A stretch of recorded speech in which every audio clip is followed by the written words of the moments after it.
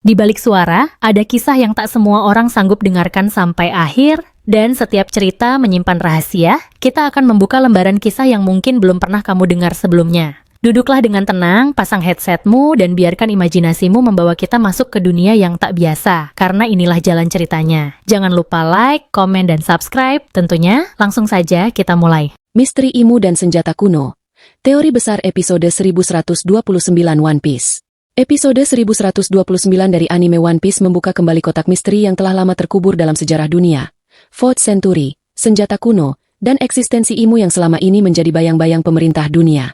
Dengan kemunculan Imu dan kekuatan yang ia miliki, terutama dalam momen penghancuran kerajaan Lulusia, para penggemar mulai menyusun kembali potongan-potongan yang berserakan untuk memahami arah cerita yang sedang dibangun oleh Eiichiro Oda.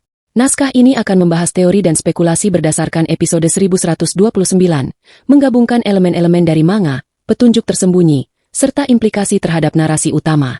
Episode ini menampilkan serangkaian kejadian besar, serangan pemerintah dunia terhadap kerajaan Lulusia menggunakan kekuatan misterius yang diduga sebagai senjata langit. Imu terlihat memerintahkan serangan tersebut, menandai debut aktif kekuasaannya di depan penonton anime. Vegapunk menyadari bahwa pemerintah dunia mulai mengincarnya karena pengetahuannya yang terlalu dalam tentang teknologi kuno dan Fourth Century.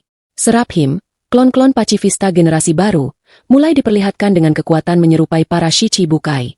Vegapunk mengirim pesan terakhir kepada dunia melalui Den Den Mushi. Imu merupakan karakter paling misterius dalam One Piece. Ia tidak disebut-sebut di awal cerita dan baru diperlihatkan dalam bab manga menjelang akhir arc Reverie. Episode 1129 memperlihatkan sosoknya lebih jelas. Tubuh tinggi, mata menyala, dan perintah mutlak atas Gorosei. Ini mengindikasikan bahwa Imu bukanlah sekadar penguasa, tetapi mungkin simbol dari kekuasaan absolut. Teori pertama, Imu adalah penyintas Fourth Century. Fourth Century adalah masa 100 tahun yang hilang dari catatan sejarah dunia. Teori besar menyebutkan bahwa Imu adalah penyintas dari masa itu, bahkan mungkin berasal dari bangsa kuno yang menciptakan senjata kuno. Dengan kekuatan teknologi kuno, Imu berhasil memperpanjang hidupnya atau mentransfer kesadarannya ke tubuh baru. Teori kedua, Imu adalah dewa palsu. Dalam dunia One Piece, ada banyak penyembahan palsu dan penipuan sejarah. Imu bisa jadi menciptakan narasi bahwa dirinya adalah dewa atau entitas ilahi, padahal ia hanya manusia biasa yang menguasai teknologi luar biasa. Hal ini menjelaskan mengapa pemerintah dunia begitu agresif menyembunyikan sejarah asli. Senjata yang menghancurkan Lulusia. Uranus? Salah satu poin penting dalam episode ini adalah penghancuran kerajaan Lulusia dengan satu tembakan dari langit. Teori yang paling kuat menyebutkan bahwa ini adalah senjata kuno Uranus. Ciri-cirinya adalah sumber serangan berasal dari langit. Efeknya menghancurkan seluruh wilayah dalam satu ledakan. Imu memiliki akses langsung dan perintah terhadapnya. Jika ini benar, maka 2 dari 3 senjata kuno telah muncul. Poseidon, Shirahoshi, dan Uranus, senjata langit ini. Pluton masih menjadi misteri. Meski disebut-sebut berada di Wano. Gorosei, hanya boneka? Atau pemimpin aktif? Episode ini juga memperlihatkan Gorosei dalam wujud bayangan menyerupai monster saat serangan Lulusia. Ini bisa berarti 2 hal. 1. Mereka memiliki kekuatan buah iblis Zoan mitos atau bentuk lain dari kekuatan kuno. 2. Mereka bukan manusia biasa, tapi makhluk buatan atau yang diberkahi oleh kekuatan misterius. Namun, Imu tetap terlihat sebagai pusat kekuasaan. Ini membuat banyak penggemar berspekulasi bahwa Gorosei hanya menjadi pengikut yang fanatik terhadap Imu, bukan pemimpin sejati. Vegapunk dan rahasia teknologi kuno. Vegapunk adalah jembatan antara teknologi masa kini dan masa lalu. Dia menyebut bahwa dia menemukan catatan dari teknologi kuno dan menirunya. Ini menandakan bahwa kerajaan kuno memiliki teknologi lebih canggih dibanding pemerintah dunia. Teori, kerajaan kuno adalah peradaban maju. Jika benar, maka perang 100 tahun adalah perang antara teknologi dan kekuasaan.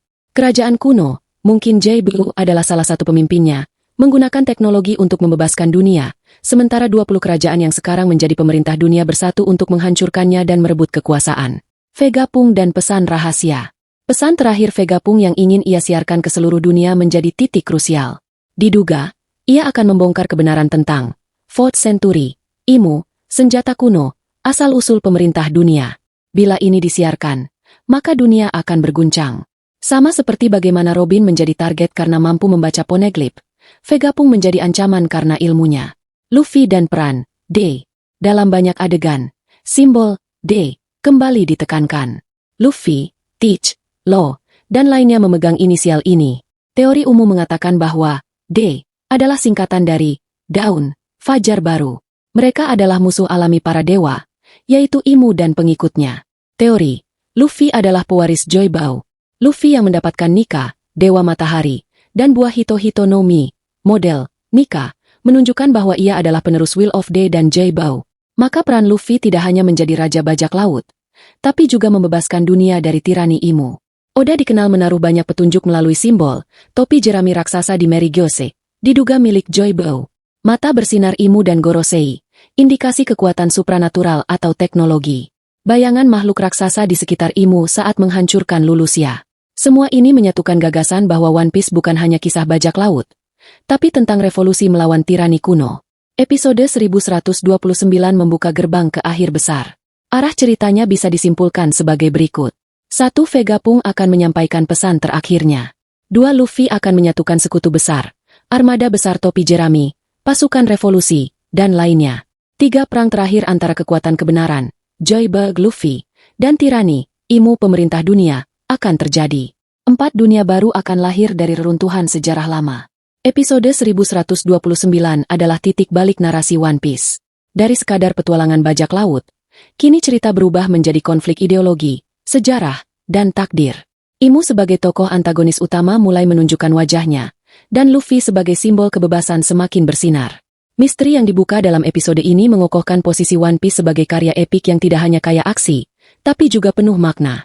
Masih banyak yang belum terjawab, tapi satu hal yang pasti, perang besar telah dimulai. Dan siapa yang menang, akan menentukan bentuk dunia baru yang akan lahir dari lautan yang telah lama menyembunyikan kebenaran.